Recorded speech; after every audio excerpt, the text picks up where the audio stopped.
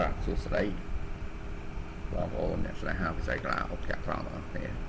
ជាពិសេសបងប្អូនដែលទើបរៀន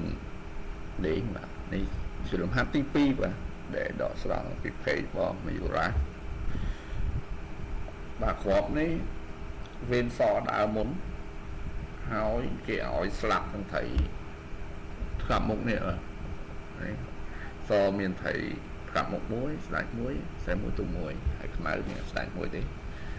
គេឲ្យយើងសម្លាប់ទាំងថៃថ្កាប់មុខហើយតើសម្លាប់ប្រហែលជើងបានស្លាប់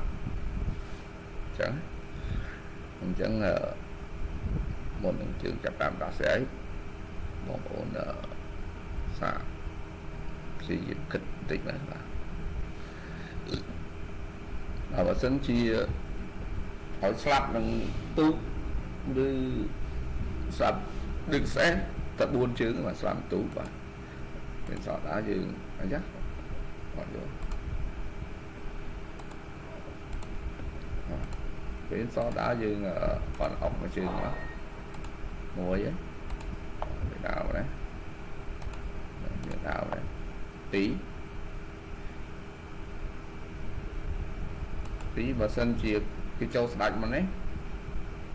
យើងតម្លាក់ទូកមកកាមមក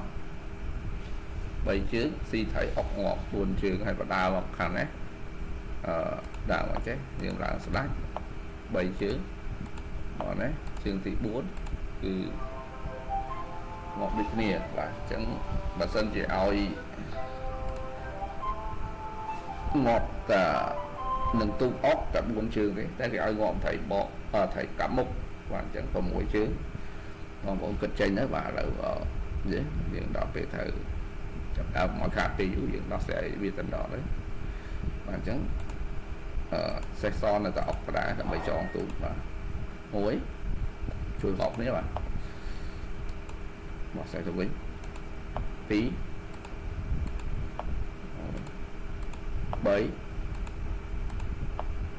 បោះវិញ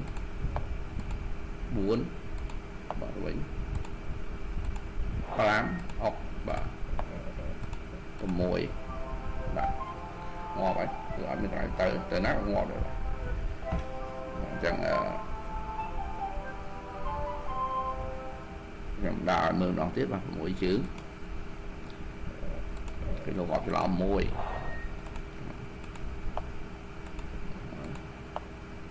2បាទទោះបីជាគេចង់ដើរស្លាញ់មកខាងនេះក៏បានអត់បញ្ហាបើខ្ញុំដើរស្លាញ់ខាងនេះ34បាទ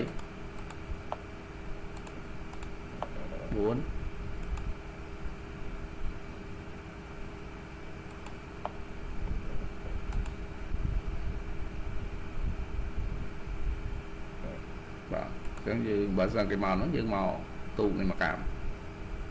នេះ4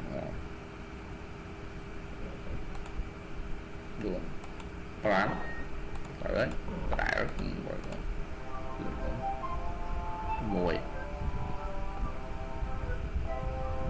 បាទគេរួមទៅណាងាប់ហើយបាទ6ជើងកន្លែងហ្នឹងអញ្ចឹងវីដេអូលំហាត់ជើងមានតែប៉ុណ្្នឹងទេអរគុណបងប្អូន